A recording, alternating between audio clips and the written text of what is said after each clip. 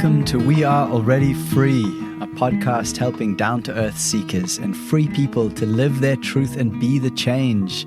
I'm your host, Nathan Maingard, and after losing my health, joy, and nearly my life, trying to fit into the dis-ease our society just calls being a good citizen, I now love being me with you, dear listener, and supporting all of us in having a beautiful journey home together. Today's episode is so full of special moments, I don't know where to start. If you have forgotten that your body is miraculous, that you can heal from anything, that you are more powerful than you've been taught, or that you don't have to wait until you're too old to live an empowered, health-filled life, then yes, you guessed it, this one is for you. Freya Kellet is a woman they call dangerous, a poetic portal, a freedom lover, an ex-vegan organic livestock farmer, a knower of biological reality, a traditional birth attendant, a bacon enthusiast, a believer in her and your body. She has packed an astonishing amount of experience, wisdom, and down-to-earth goodness into her 25 years. This is such an enjoyable conversation. I really just invite you to sink into the medicine that is awaiting you within. It is really free-flowing, and I feel deeply restorative, deeply inspiring. The story that she shares about her chronic pain and how she's healed that is like magical, next-level Jedi shit. For real, it is astonishing. So some of the other stuff she shares is why the practice of saying yes, or how the practice of saying yes has helped Freya to have an awesome and fluid wedding, surprisingly, but really cool. Why the universe loves when we find and choose the courage to do big and small scary things. What has prompted an amazing softening in Freya, which is such an inspiring and transformational journey with chronic pain. The protective gift of pain in the body, and how Freya has lived a deep devotion to that pain as a profound teacher. The tender lesson of keeping hope alive, the remembrance that there is a path home to feeling deeply in love and at ease and in joy in your body. Why it's important to get really clear about what love is, and why it's profoundly loving to speak the truth. Some of the beautiful little snippets that she shares, one of them is, I respect you enough to know that you are strong and sovereign and you can heal from anything. I love that so much. She also says, near the end, shares around why the answers are in nature and in our primal humanness, why those answers that we're seeking are there. So it's honestly, it's just so much goodness, as always. I almost want to give it such a big summary because there's so much goodness in this and all the episodes, but I'll leave it there. The show notes are available at alreadyfree.me/016. And this episode begins and continues with much sailor-like swearing from both of us, lots of chuckling, lots of truth speaking. You have been warned. Please remember to support your lovely host, yes, that's me, and this podcast by following, sharing, leaving a review, and becoming a member of the We Are Already Free community at alreadyfree.me/community. Your membership keeps the lights on, pays the pixies who massage my feet, enables an ad-free podcast listening experience, and affords me the spare change to attend Caterpillar wrestling matches. All very important things. For now, please enjoy this epic episode with my dear friend, Freya Kellet. So how the fuck are you, Freya? It's been a while. I know. When did we talk? We talked like in the winter last year sometime. Yeah, thou art wed. Yes. Yeah, I got married. I met my husband and got married since we've talked. That's an impressive list.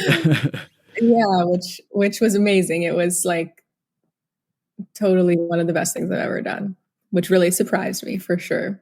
Are you married? You got married? No, I'm not. I mean, I'm with my life partner, but we've talked about getting married. I proposed to her years ago, and we have not got married. I 10 out of 10 recommend. It was like such a good time. Yeah, I'm so keen. Like it's going to happen for sure, and there's a lot to that, but I'm so keen.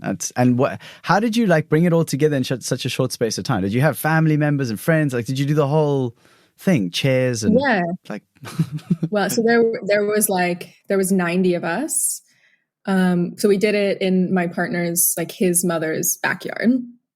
And yeah, I don't know how it, I've also never been to a wedding. So the very first wedding I went to was mine.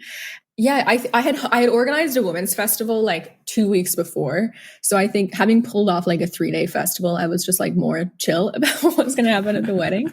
And we really hadn't, we had got like everything. I mean, everything about like us meeting and the beginning of our relationship was like so serendipitous, and everything just like felt so easy. And the wedding really was like the same way. Like it just happened that it was like the best ever. We had everything we could have wanted. And yeah, all these little things. Like a few weeks, I was actually driving home from the festival and I was like, I want bagpipes at the wedding. And I actually surprised Matthew. He didn't know, like he had picked some song we were going to walk out to. And I like totally succeeded in surprising him. And the moment he like walked out, we didn't have like we basically had this like kind of rock spiral that we walked into. And yeah, the bagpipes. And there's like all the photos of him walking, or him just like hysterically laughing because there's like this guy playing the bagpipes as yeah, I don't know how we organized it in such a short amount of time. It just sort of happened. And I think in a way it was like way more perfect because, I mean, I don't know, I haven't been to a lot of other weddings, but from what I hear, it can often be quite like sterile and performative. And this way it was just like, it was so alive, and we hadn't, been waiting a year, 2 years for the date of our wedding. Like it was just like, we decided to get married and then it happened like 3 months later. And it was so beautiful in a way that I had not anticipated. Like, I don't think I really understood until right before the ceremony, when I was like peeking through the blinds at all of the people, like all of our family and all of our friends in the backyard.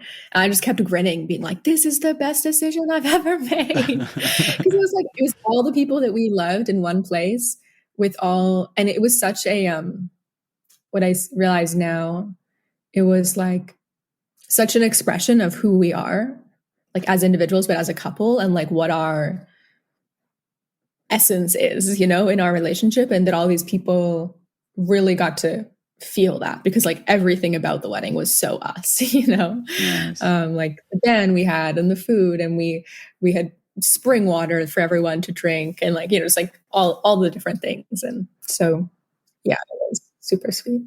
Mm-hmm. I love that.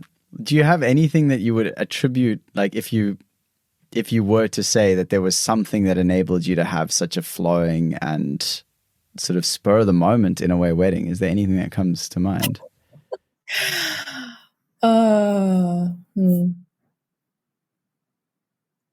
I mean, it is sort of hilarious because I was never a girl who was like planning her wedding, dreaming of her wedding. I was extremely like my feminist, like, I'm never getting married. This is like a patriarchal institution, blah, blah. And we didn't get legally married, like my best friend, we completely had our own ceremony, and we're not married under the state or anything. But it kind of felt like, I don't know how to explain it. It was like getting married wasn't really a choice. Like the moment I met Matthew, it was like, oh, we're getting married. We both knew that. And it was kind of just like all the other practice I had in just saying yes and doing things that didn't really make sense, I guess, sort of fit in with this particular, just like we were just keeping on riding the wave, which happened to be getting married. And I think like why the day was so wonderful, I was really very conscious of not wanting to just like tap out, like be just so done that on the day I couldn't be there. Like I knew that it was going to be a really big thing to open up to, like the amount of love on that day and just all of our people there, like for us. And so I was just very conscious about like the week before structuring it and just like relating to it in a way where, yeah, like we had enough energy and we're just totally present and weren't like frazzled or frenetic or like feeling like there wasn't enough time. It was just, really sweet. What do you mean when you say practice saying yes? Like, what does that entail?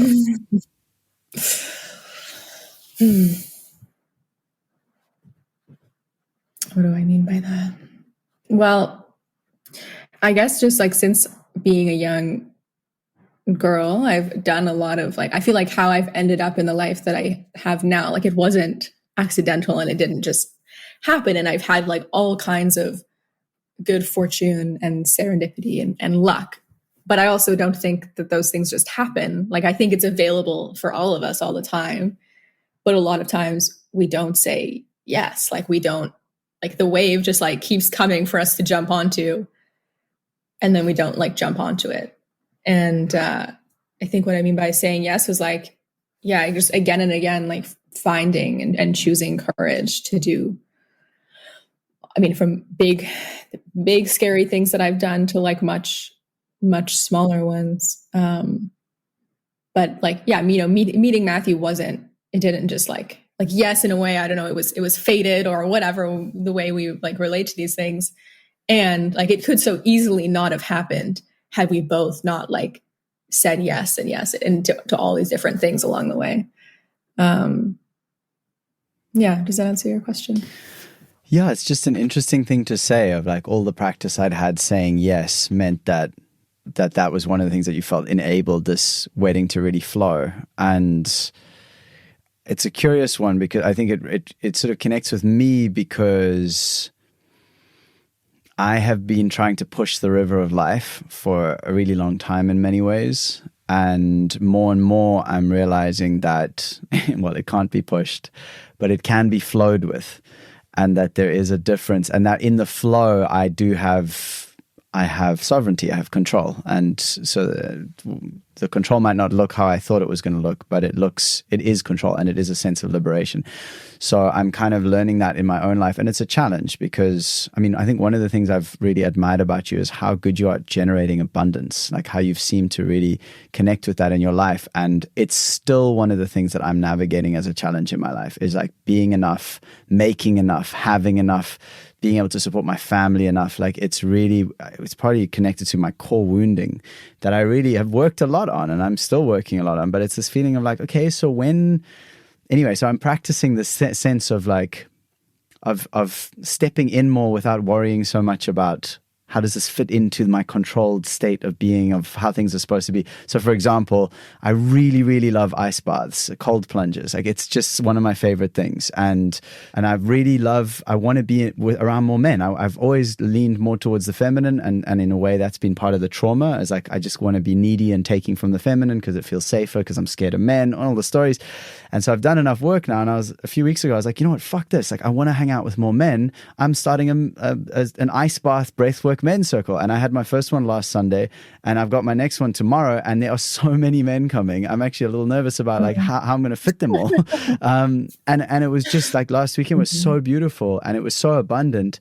And immediately afterwards, I got someone messaged me. I was like, dude, please let me pay you for this. Like you know, how do I? And I wasn't. It's not about the money. It's literally not about the money. And at the same time, it is about abundance and about reciprocity and about the energy of flow. So I guess that's why I'm so curious around, like, what is it that you have connected to that has allowed you to really be in that flow? And is that something that you could share with others?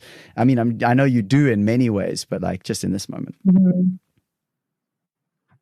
The thing that keeps coming up, like the thought I'm having, is that the universe loves courage.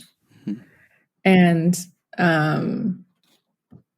it's something that, I mean, it's interesting to feel your reflection of that, because like I feel all the time like being not enough is so like my core wound also. And I am like always wrestling with that. So that's, sweet to hear your reflection about that. And I think another thing that I'm always wrestling with is like wanting a plan, like being like, okay, like I'll do the thing, but like explain to me how I'm gonna get from like here to there to there to there.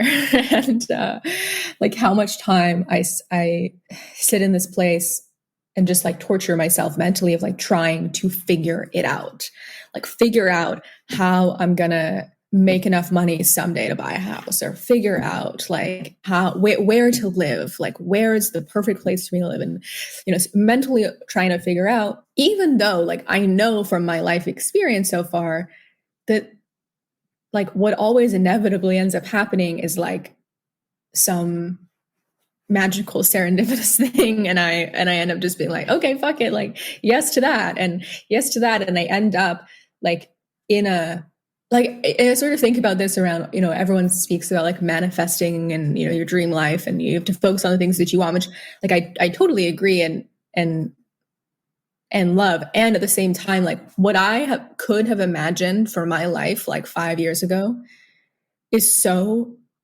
embarrassingly small compared to like what I'm living right now.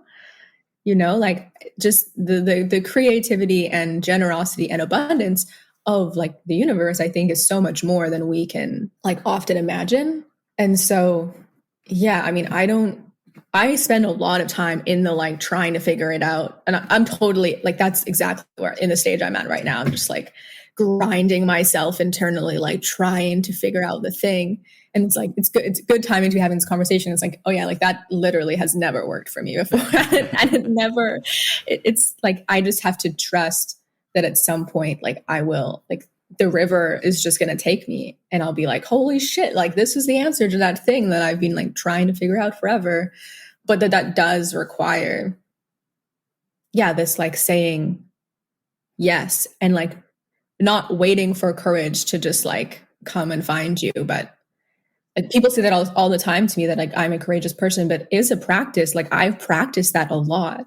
I've practiced saying yes, you know, since I was a young girl. And then I think it does get easier because because it always ends up that like the thing that really scared me to do, like all those fears, when I do it and I get on the other side, like something way more magical opens up that I never could have anticipated, literally whatever the thing is.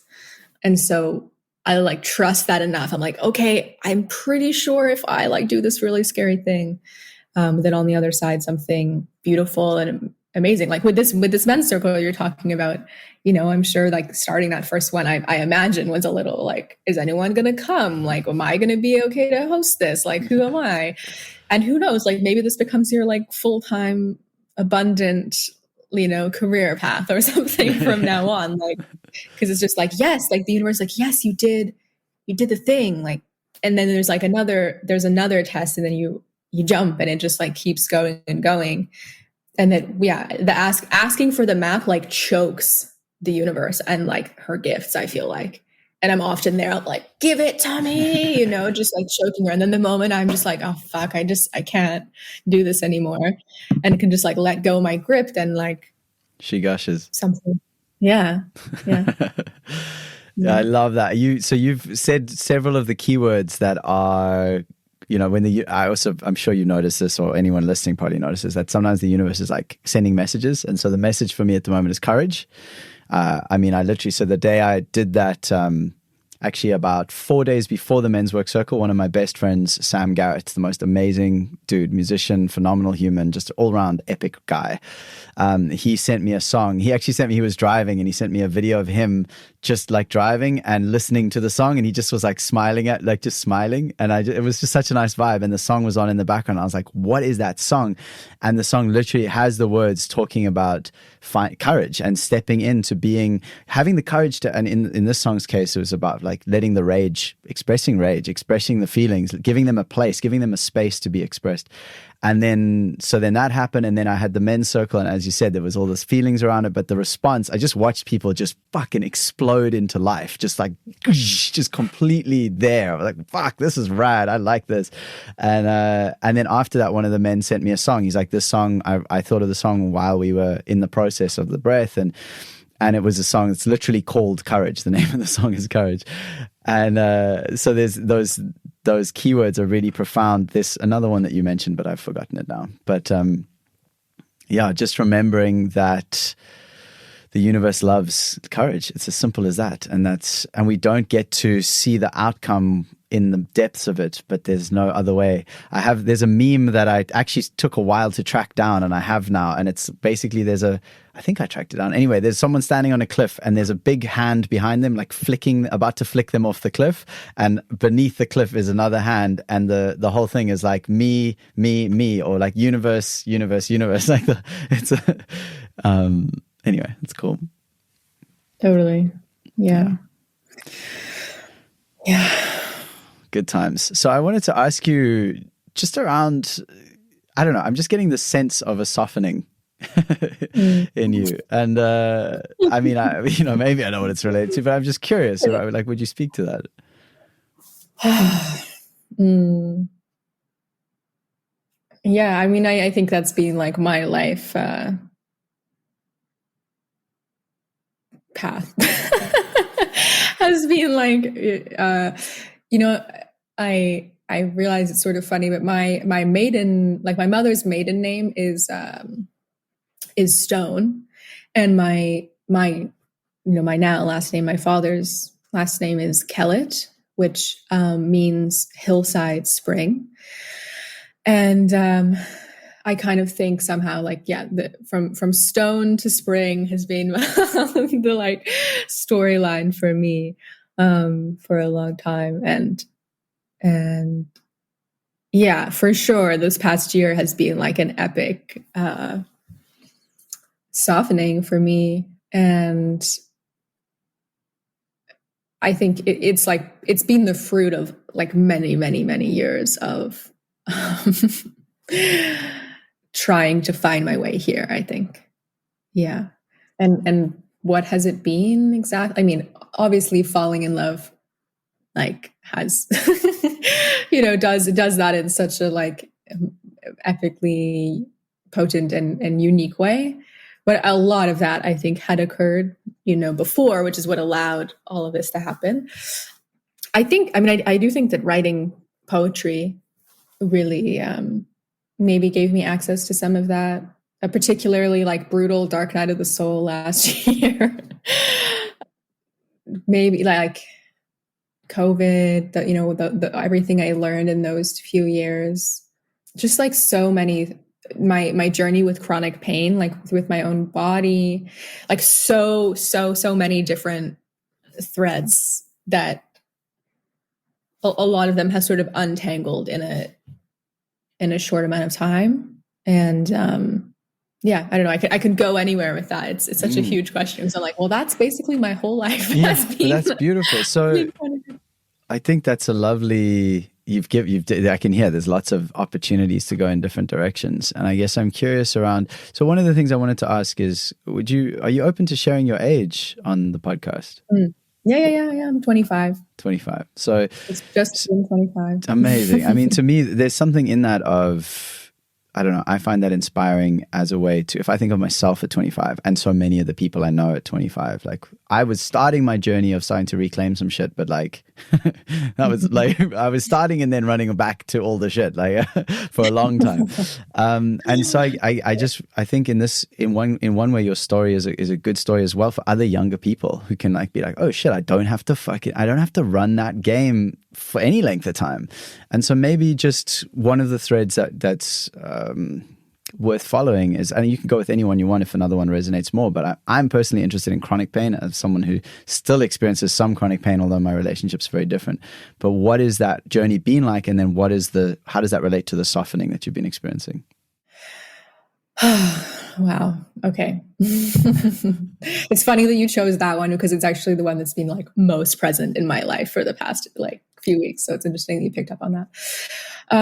Yeah, I mean, I've been in like discomfort in my body basically for as long as I can remember. Like I'm not someone who has a lot of like early childhood memories, but from teenagehood onwards, like so fidgety because I just couldn't get comfortable. Like I was just like trying to get out of the pain really. And then it didn't really kind of like register as like like there's a thing going on until I think I was like maybe 17 when I was at first year university, but definitely when I was 18, I basically like hit this place where I was working at a bank actually as a teller for a few months. And I was like every day coming home, like just like crying. Like it was just too much. Like I couldn't, like, there was just like no escaping this. It's like in my shoulder, like this feeling of my shoulder, like ripping off my back. And at that point in time, I was like luckily I had health coverage through one of my parents, and I was seeing like practitioners of every kind, like every day, practically. I was like seeing a different person.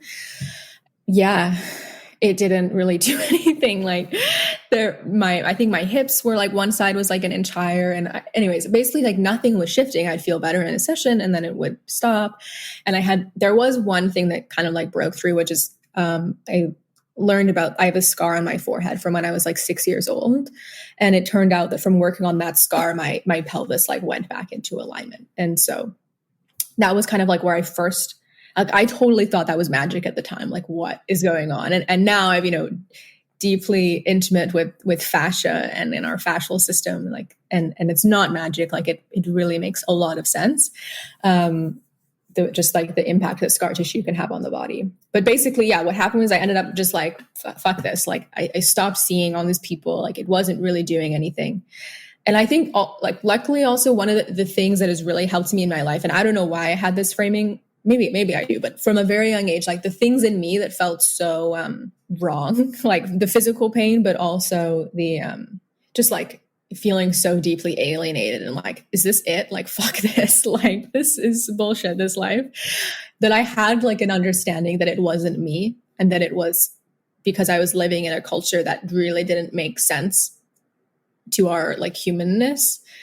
And so I basically dropped out of university and started farming and started only wearing barefoot shoes and like, ancestral eating and just like completely changed my life. And in a lot of ways that was like, there was this like real protective gift in the pain that I've had in my body, because I just couldn't do the regular path. Like I was on a full scholarship to any Canadian university and I dropped out, which was like a very challenging thing to do, especially with enmeshed in that whole like pressure of, you took the scholarship from someone else and now you're going to like, you have a full ride anywhere you want to go. But I just like, I couldn't do it. Like I was in physical pain. I like the last semester of university, I was just like, I could like look at my hand and just be like, is that even my hand? Like just like the level of dissociation that I was in. And I was like, I can't do this. And so there really was like such protection. Like my pain was like, this is so true. Like this is like in your face all the time. You must follow this. And so I in many ways, it is what led me to the life that I, have lived up to now. And so, yeah. And I basically, it also really taught me to become my own healer, like not in a theoretical way, but very much like I've done a lot of self-massage. Like I just didn't see practitioners for years. And I just like had my own hands on my body, like with no real instruction. It just sort of like unfolded. And really came to a place, of pretty well like pain management. So, like if I did, an hour of self-massage a day, like I was okay. it was fine. And constantly trying to be like, there must be a root to this. Like, what is the root thing? And I could just never find it, and trying like many different kinds of modalities. And it was also really interesting. The week I met Matthew, because I'm very familiar with my body because I've touched it so much. Like I have, chronic right side tension. And a week after I met Matthew, it was gone. Like I was like touching, touching my body. Like, and I was like, where did this go? This is insane. And for about a week, I had like then all this tension had melted. And then it kind of came back, which was like a really, very interesting, like mental note that sort of like served me later. So anyways, over the summer, I realized that my tailbone was out of alignment, and I went to see someone specifically about that.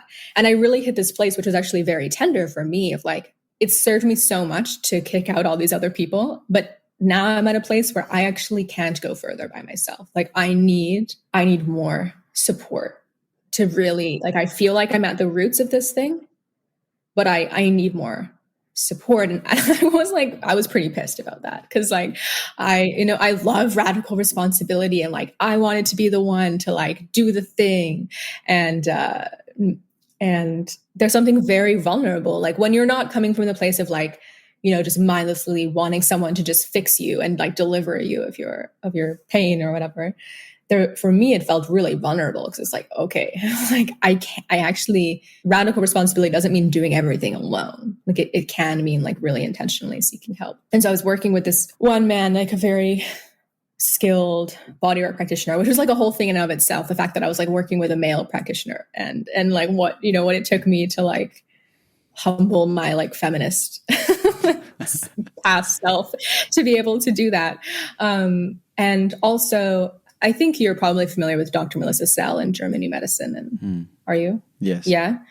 So it kind of like all in a period of time, I was studying more intimately with Dr. Melissa Sell. And I had this realization that, and I'd thought about it before, but I hadn't really got to a place where I was like open to receiving this, that in German New Medicine, any issue, any symptom related to muscle, bone, lymphatic, fascia, any of these systems is a form of self-devaluation conflict. And it just kind of all of a sudden click. I'm like, okay, it must, like, there's nothing else. Like there's structurally, like, I've been x-rayed. Do I have an extra bone in my shoulder or whatever?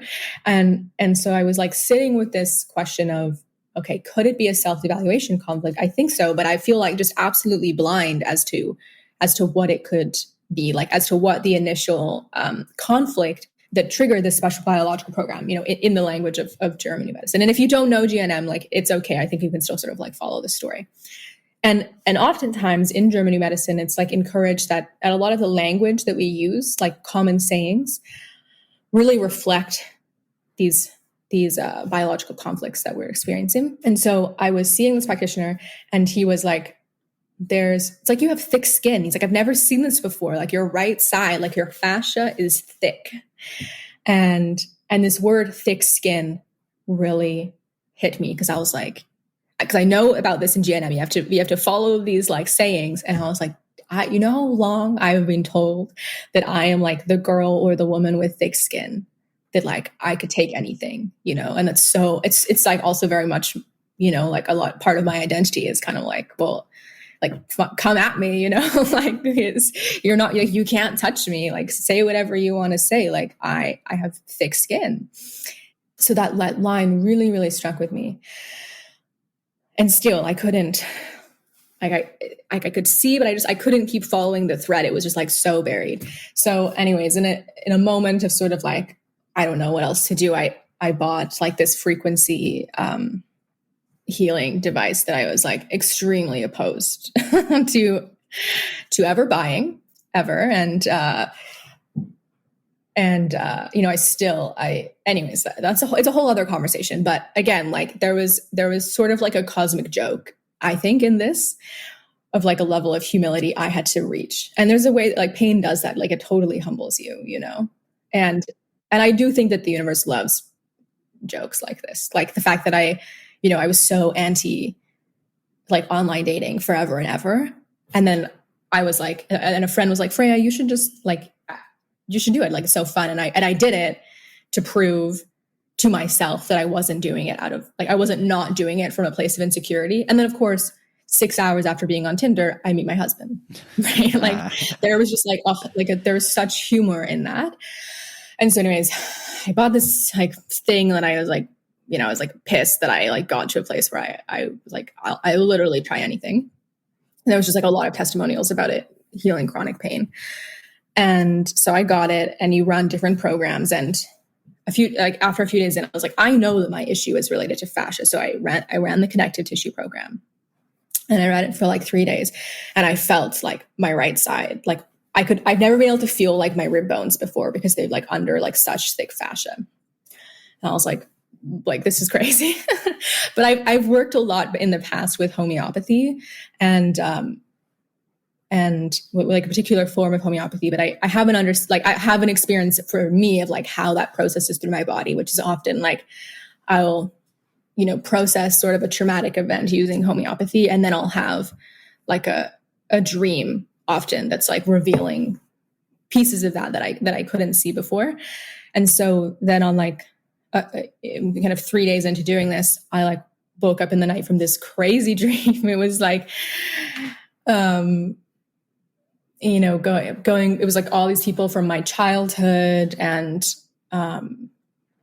just like very much in that feeling of self-devaluation. And I could really like see what was going on at that point in time. And it ended with me like vomiting and everything up in the dream. And I woke up and was like, oh, I've like cleared this. Like I see now what the original conflict was in German New Medicine. And I thought I had cleared it, but I actually kept having dreams for about a week until I had one like 4 days ago, which was just like crystal clear. I was like sitting there talking with one of my male friends from childhood. And I was just like, why is it so hard for boys and girls to just be friends? Because I basically like this particular, hope you don't mind this granularity, but what I really like see happened is that a conflict, like a sort of a conflict shock in the language of German New Medicine happened. Like I had when I woke up, I had all these flashbacks specifically to these specific moments when I was like 13. And I was very much like I had a group of male friends, and I really like just wanted to be one of the boys. And I couldn't understand why I wasn't, like why I was being treated differently. And I like received a lot of the, the way that young boys like make fun of girls, especially when they're smart and like know who they are and are sort of like threatening a little bit to their ego. There's a lot of like being poked at. And I just took it. Like, I was like, well, doesn't touch me. Like, I don't care, like the thick skin thing, because I just wanted to be friends with them because they were like talking about cool shit. And I didn't, that I wanted to talk about. And the word came to me like, ribbing, like, we use that word, like you're ribbing somebody or you're being ribbed as a way of like, you're being poked at and made fun of all the time. And then I woke up that morning and like, it really had gone this like, and I could like, I've never really been able to like actually sit up properly, like, 'cause it's just painful. And, like I think that I had basically just developed this like thick layer of fascia as a protective mechanism, around this conflict of like, why can't I just be friends with you guys? Like, what's going on? And so anyways, there's still some other things unwinding. It's like very, very fresh, like in the most recent weeks that this is like unraveled. But I'm like totally in this new feeling in my body and barely even beginning to integrate it, I think. So well, thank you for sharing it, even when it's so fresh. It's definitely an inspiring story for me. I've been living with chronic pain now for 10 plus years, and it's still something I'm navigating. And I think in some ways what your stories brought to me is how much more responsibility I want to take for it. I think I'm often still like, when am I going to find the thing that'll fix it? But how much time have I really spent? And actually, do you know Amber from Mythic Medicine by any chance? Yeah. So she was the last guest on the podcast.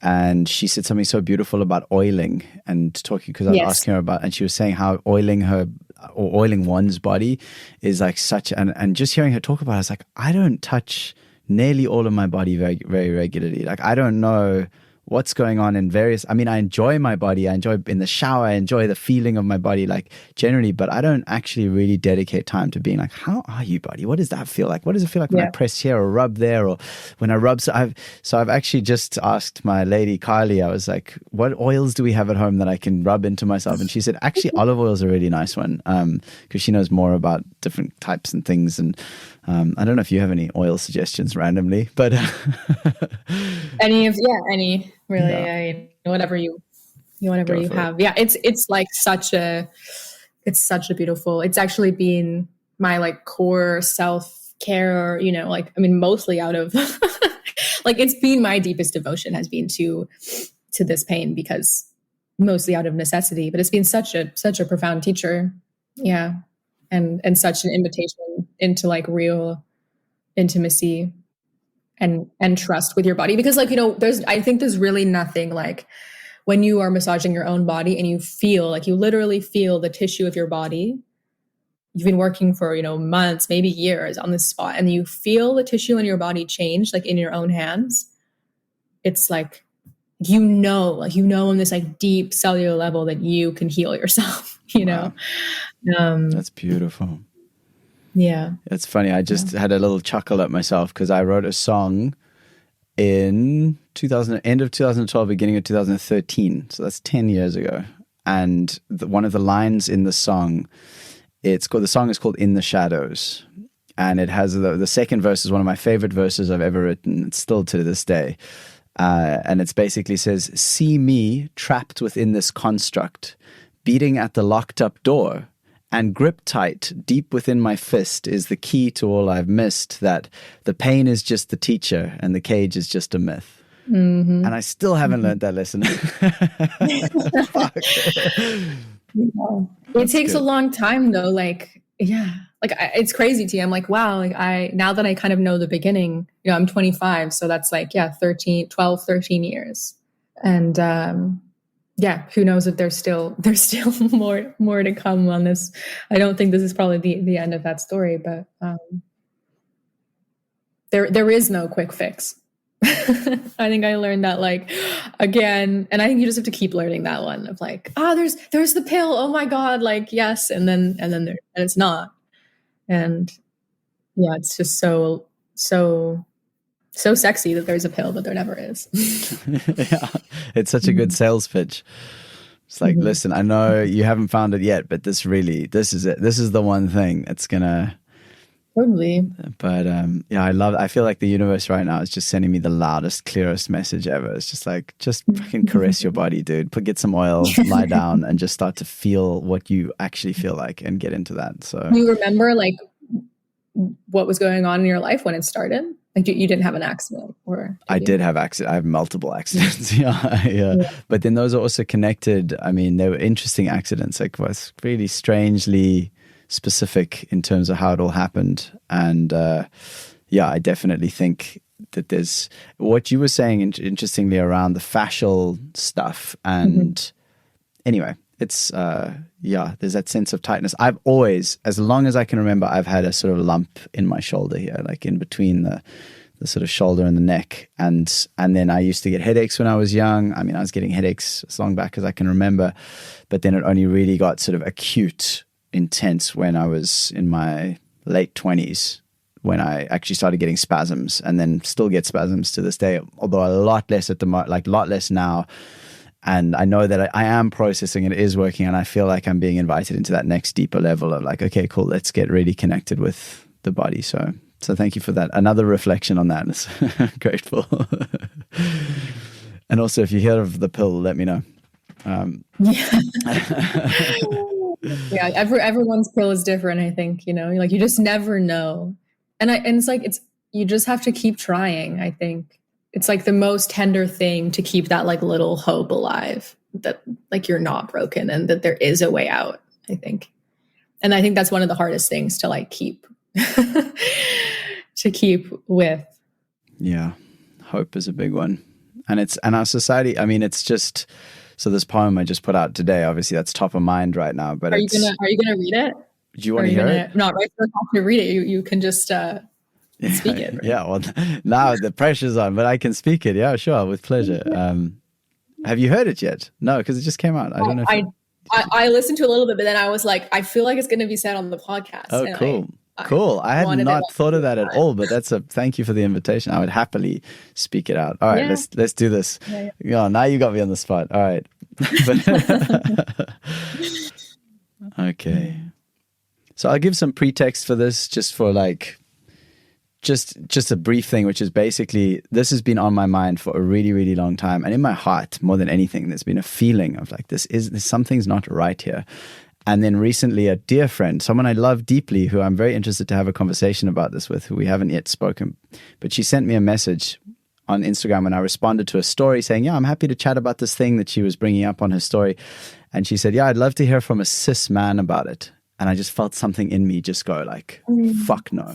Like just, and I was like, I need to do this. And I sat down, and the poem just like poured out of me, and it had been coming already. And that was months ago. And I haven't shared it because I've been scared. It is a very But then now that I've shared it, I feel so much better. So I guess that's the message. It's like truth, share your truth. It's a relief. It's like taking a good shit. It just feels so much lighter. It's very blunt, but true. Okay, so this is the poem. Okay. You call me a cis man, as though that gives you any idea of what I've been through or who I really am. As though I haven't.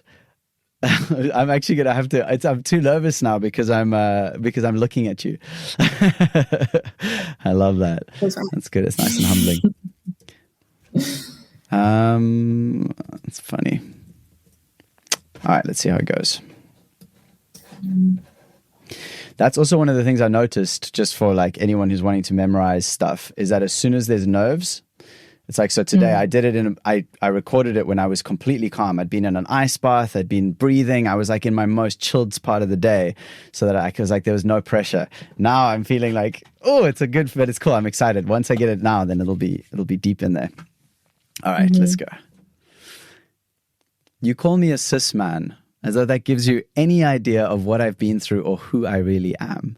As though I haven't had people creating tiny boxes to put me in since I was too young to realize that our society's enemy is true liberation. You call this man cis when I have no need of a label qualifying the blatantly obvious. I am a man who has shopped in the women's clothing section at times because I like colorful, beautiful things. A man who has contemplated suicide as an antidote to always feeling outside of the boxes built for me by limiting society.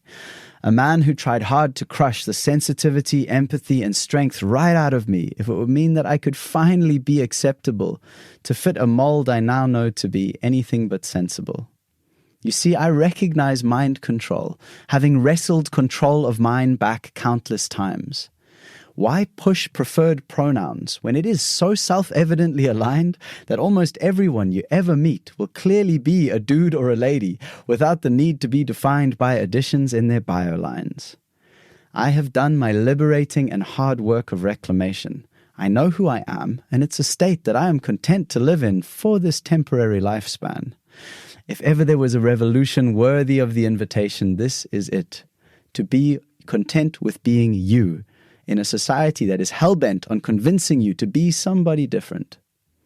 I have no need or desire to enslave myself to a medical dictatorship, which has already failed to care for me in every other way, one which promises me escape from reality if I permanently medicate and violently reshape it. This is a sad replay of that broken old colonial record that endlessly says we can take and cut and burn and rape because God is perfect, but only made some of us great. Slow down. Pause. Witness nature's perfect flows. Nature has no time for lies. The proof is in its offerings of life. A seed, a womb, life renewed, a father, a mother, two becoming one, birthing all, returning to one. A man or a woman, this world needs more who own this simple truth. Your body is not a mistake. There's nothing wrong with being you. There it is. Oh, so good.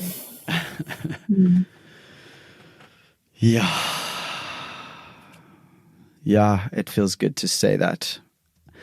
I think because I just feel I relate so deeply to those people who are trying to find peace in being able to say, well, I guess I'm not a girl then. I guess I'm not a boy then because I don't fit the box. And then the thing I'd love to say to those people is maybe the world needs more men and women like you. Like maybe it needs a woman who is whatever the thing is that you are that doesn't fit that box. Be a woman who is that, or a man who is that. That's what we need, because that's one of the things I admire about you, Freya, is that you noticed it, and I noticed it from such a young age that like shit isn't right in this society. But then I dedicated myself for almost 20 years to trying to fit. I was like, it must be me. It must be because it doesn't seem right, and it all looks weird, and it feels weird, and I have a different way that is wanting to be spoken through me. But I must be wrong because everyone else seems to be fully on board. And I really tried hard, and I hurt myself, and I hurt other people, and and I'm grateful for that, because now the empathy that I have for others who are on that path is massive. I know what it's like. But if this message that I'm sharing can just help even one person to be like, fuck that, I'm in for me, I'm in for the real me, let's do this, then beautiful. So thank you for being a light in that realm as well, big time. Thank you. Yeah, I mean, such a beautiful poem, and I mean, I think it's actually a particularly challenging place to speak about this issue when you are a cis white man. You know, like you're like doubly extra not allowed to say anything. And I think the line that you said of, yeah, like the invitation, and I feel like that's all we can do is just like every day be an invitation to the girls and boys who are just being like absolutely preyed upon and groomed into this ideology, to be an invitation to a different way. And just like a constant reminder, like, you are not wrong. This culture is wrong. And that there is a path home. Like, there is a path to feeling like deeply in love and at ease and in joy in your body. And that like that path of reclamation, like that's the whole point of this thing to me, you know, like, and it's so possible, and you learn so much about yourself, and just like there's so much life there. Like similar with you, like so much of why I speak about this just always is because I really remember what it was like to be a girl. You know, like I remember what it was like to be vomiting my guts out over a toilet, you know, because I thought that like being skinnier was going to be the thing. I really understand. And like, I have very intentionally found a path to healing, and I know it's possible. And like, and these children are just like not being offered that. They're not being offered like another way out. Yeah. So just, yeah, thank you so much, John, for speaking about it. I love that more and more people are feeling comfortable to question in a public way.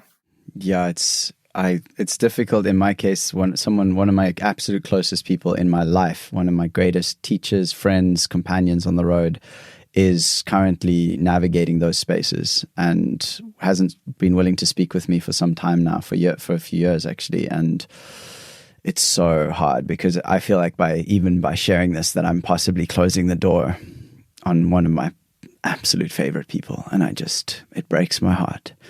But I know that I'm available. Like I would love to talk about this. I would love to get into it. And there's no judgment. It's like, but I can't hide.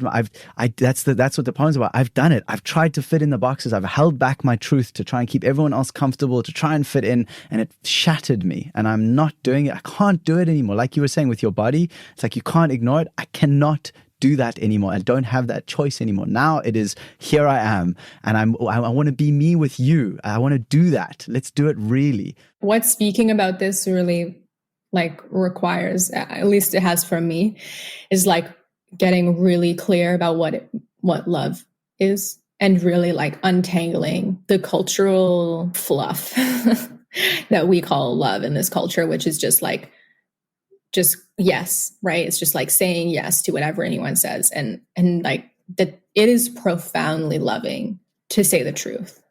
And yeah, like it's not from a place of judgment, and your hand is always out. And it's like like in the short term, lies feel really, really good. They do, like whatever the lie happens to be, they feel great. But in the long term, and the truth in a moment can be like just absolutely cutting and shattering and just like heartbreaking in every way. But in the long term, like it's the only way to come home and to live a life that is whole and human and real. And I think it is it's just so loving to say what is true, and to like hold that pillar. Yeah. And I mean, as you know, like, I mean, I've been called all the names, and I've lost a lot of people and lost jobs and been, exiled from many a space over this one. And the way that I and this, I think it's similar with COVID, right? Too, of really remembering, like, this is love. Like, people are trying to mind fuck us that we don't like love our grandparents. Like, how could you not get the injection? Like, you must hate your grandmother. It's like, no, I love life and I love humanity, and I will stand in this fire until I die, like, if that's what it takes. And I think it's similar here, and that oftentimes, like, consciousness raising, it doesn't, like, I think we think that we're like failing at it, because it's very rarely like instantaneous. And this, like, image I have in my head. So I'm like at nature school right now, like the survival school. And, we're learning how to make like friction fires. And anyways, one of the things that I learned about is this thing called punk wood, which is like sort of like decaying wood, where all of the, if I'm right, like all of the like main structure has basically decayed, but it's still, anyways, it's an amazing fire carrier. So let's say if I made a fire and I put some, like, you could have like a punkwood coal, and you could carry it in a little bag for a day until you got to your next fire, and then you could like restart the fire with this coal. And then I live in Canada on the West Coast, and we have wildfires all the time here. And this thing can happen where a fire can go out above the ground, but oftentimes there's like rotten punkwood root systems, and a fire can go underground and literally be underground for a year and come up somewhere else. And so I often think about that in relationship to this, where it's like, we are like lighting these sparks, and we are like lighting these little, like, whatever, like little punkwood vein of like a thread back to truth in somebody. And we have just no idea when it's like might just like pop up above ground, and that it does take time. And I get so many messages from people like, I blocked you, I reported you for hate or whatever, and then like, but what you said just like kept spinning in me and spinning in me and spinning in me, and 6 months later, they're like, I agree with you now. And it takes like being willing to be okay with that, I think. And just know, like, this, like, I'm so clear in me that I only speak about this from a place of love. Like, there's no hate. It is like pure love for children and women and men too, like, and so anyways. Yeah. Thank you so much for that. I really got the connection there.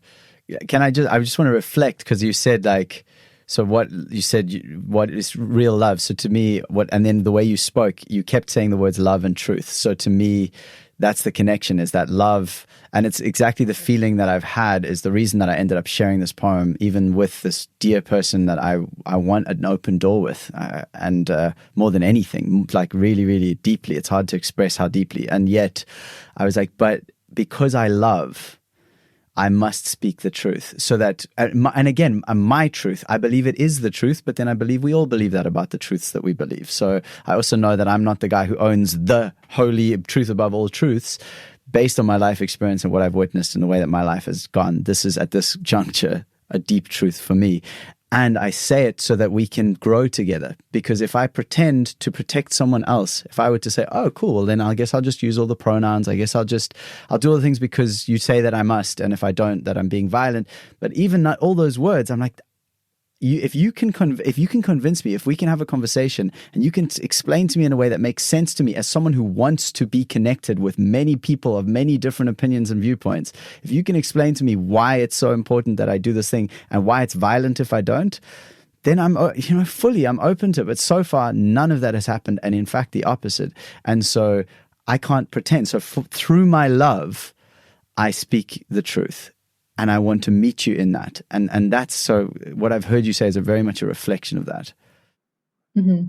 Totally. And I think it's also like the way that I come back to it too is like, it's so infantilizing otherwise, right? Like an adult relationship like has to be based on honesty. And if I'm like coddling you and you know, I'm using the words because otherwise you're going to be upset about it, and like your identity is going to like crumble in some way, like we can't have an actual like friendship. We can't have an adult relationship because I am like victimizing you and playing hero. And it's just, yeah, like it feels really like insincere, and it doesn't feel like the basis of a real like friendship. At least I think that's the experience that I've had. And just like, I can't use the, you know, all the made up stuff, you know, just one of the many reasons. But there's a respect piece in there around like, I respect you enough not to pretend to you. Like if you think that if you want a relationship where I have to pretend or you have to pretend,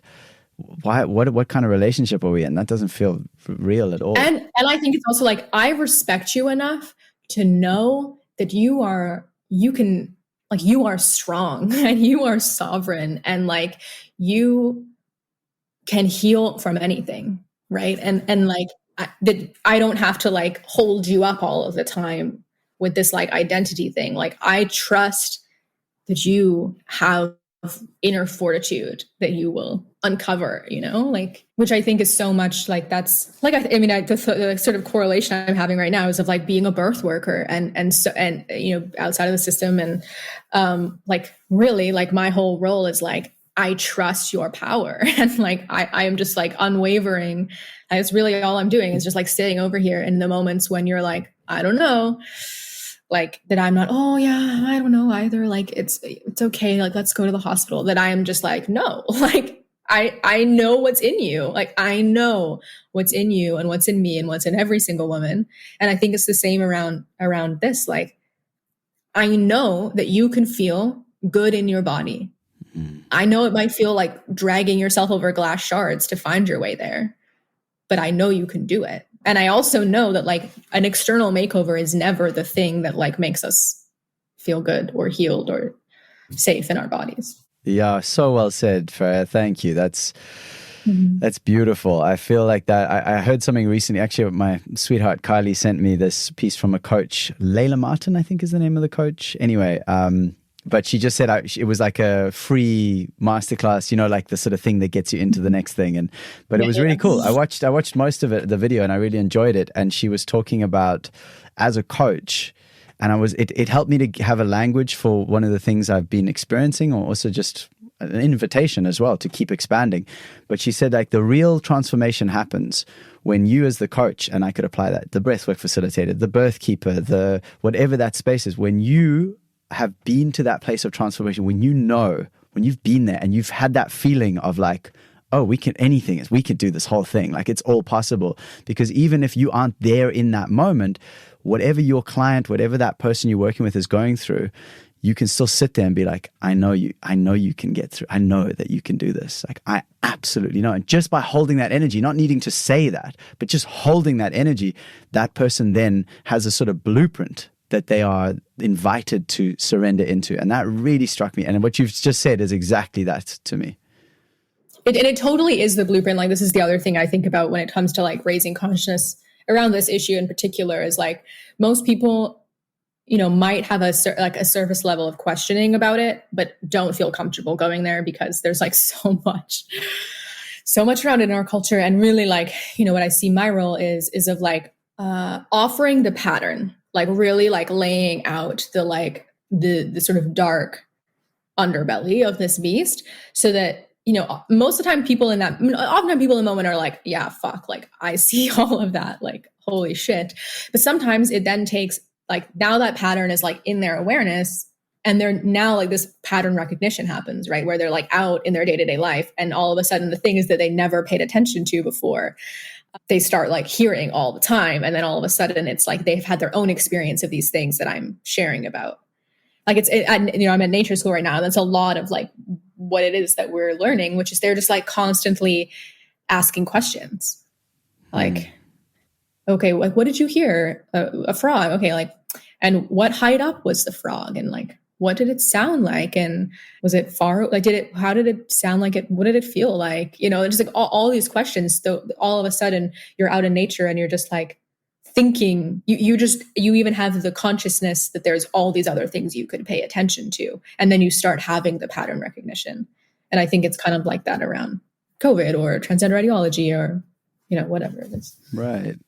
Yeah, it's that interesting one. And then the key and the kind of reason for this whole podcast is what then is so for myself, it's then instead of me going out there and trying to, which I've done at times, I'd be like putting energy into the outrage energy.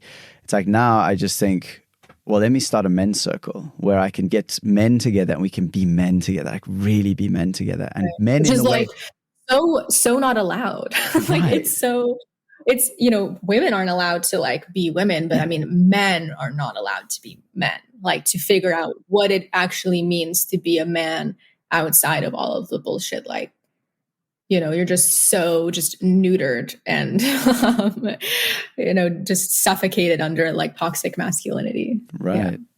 Yeah, it's a powerful one, and it's a beautiful realization to be like, I don't have to. It's again the beautiful Buckminster Fuller. Don't if you want to change the system, don't fight against the existing one. Build something better, and it's always comes back to that for me. And one of the previous guests, Sean Zimmer, he said about the 90%, 10%. He's like 10% focus on the problem, like the blueprint of what's wrong, the stuff that that's really disturbing stuff, and then the rest of the time, get busy with the solution. And what I love in a way, it's like I hear you saying, I share about the sort of pattern recognition. And what I also see is like you yourself are being a woman. And just by you really being a woman, like a bunch of other women go, oh shit, that looks like it feels really good.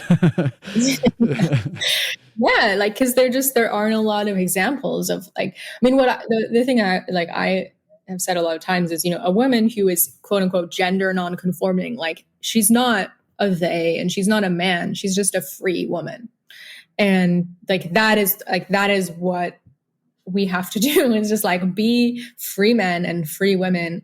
And like, I think that's contagious, like really showing what it's like to be like, to having walked that fire, and to have come into a place where we are really comfortable in our bodies and our sexuality and in the power that like does come from our physiology, right? That is uniquely male and female. Yeah. Beautiful. Well, thank you so much. So there's just one more little check-in, which I feel like you just actually touched on it, and I meant to tell you I was going to ask you this at the beginning. I forgot, but anyway, so the question which I ask everyone is, what does "we are already free" mean to you? I think that it's just like it's all there. Like the answers are in nature and in our like primal humanness, and not adding on more layers, but just like stripping them back, and then really like the answers are all here. Like to the question, like what is, and I ask this so much, like what does it mean to be a woman? And I think you can just keep like stripping back those layers, and it's there in our bodies. Like they're constantly, you are a walking map, it's just like learning to remember that we don't have to keep looking externally, because it's right here. Yeah. And it's all a choice, like we are already free, and we are also like, we can also already be slaves. Like we are, exactly. It's completely our choice, which path we want to walk. Thank you, Freya. This has been an honor and a pleasure. It's so nice to connect and have this conversation and to witness your softening. I think to me that has been such a gift today, to just see you in a different kind of blossoming that I haven't witnessed before. So thank you for sharing. And just a final question, actually, just around where people can find you. If whoever's listening now, where would you send them? Yeah, just to my Instagram page. It's just Freya Kellet, my name. And I do have a Substack, which is where I gather everyone's emails. I have been deleted from Instagram 2 times.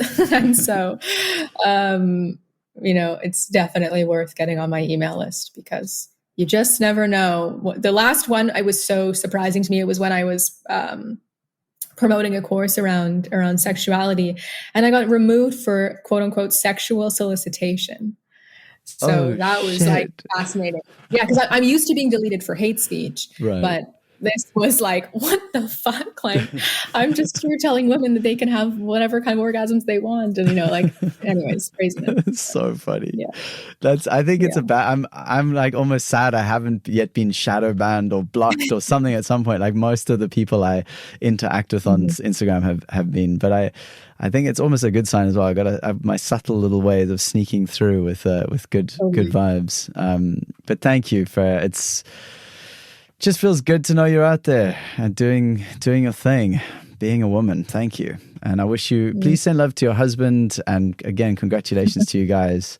And yeah, thank you for being already free, basically, and for coming on the podcast to talk about it. Working on it. Thanks, Nathan. Thank you again to this week's guest, Freya Kellet. You can find links to Freya, plus many of the things we talk about in the show notes on whatever app you're listening, or you can join the We Are Already Free community where you can chat with other listeners, comment on episodes, ask questions, find all the show notes for your easy listening, and of course, support the production of this podcast. Just go to alreadyfree.me/community to become a member. I hope that you got as much out of this episode as I did. What was amazing to me about this is that I recorded this a few weeks ago with Freya, and then I just put a post out in the timeline of me releasing this about some of the sort of financial and abundance challenges that I've been facing. And I realized that a lot of the answers that I was seeking were actually already in this episode. And it was amazing to then edit it and hear that and go, I think one of the things I realize in my coaching practice and in my life practice is that the answers I seek for myself are so often inside me. And I witness that in my clients as well, how often all I need to do is just ask the questions that are going to support someone in finding their way to their own gold, to their own treasure, to the beautiful knowledge, beautiful wisdom that's already living inside. It's such a gift to be able to do that. I love it. And then also it works within the interaction. That's why I share sometimes very vulnerable things on my Instagram or just on my mailing list, etc. I don't want to be the guy who's got it all worked out, because it's lonely and it's tiring, and I'd much rather be the man who's integrated into a community where we are all navigating together and where we feel that it's safe enough to bring our shadow into it, the weak parts, the broken parts, the parts that we have denied and pushed away. I want to see those parts of you. I want you to see those parts of me, so that we can actually feel, heal, and grow a beautiful world together, where that is really possible. So yes, thank you again. It's been such a pleasure. If anything of this work, these podcast episodes, the way that I speak, the way that I share, if any of that resonates with you and you are on a path of transformation, or maybe you're just being challenged by this feeling that things need to shift in your life and yet you don't know exactly how to do it, just remember that every hero on every adventure you'll ever read or watch, every one of them needs a guide. And I would be honored and delighted to serve you in that role, just to guide you back to yourself, to your own power, as you, as the hero on your journey, complete your beautiful adventure and find the treasure that is waiting for you on the other side of whatever challenge you're facing right now. If that feels good to you, you can always reach out to me. Just go to Nathan, just email me, nathan@wearealreadyfree.com. I'd be so happy to hear from you. I would love to connect in and speak with you. All right, dear listener, you are just wonderful. I so appreciate you wherever you are. Thank you to you for leaving the reviews and for sharing and for doing all those wonderful things and for following. It helps so much. It helps this to reach more people, which is so freaking important right now. Helps people to do something other than obsess about how bad everything is. Like, let's look at what we can do and the beauty in the world. Let's remember that we are already free. I'll see you next week. Stay free. Blessings on the path.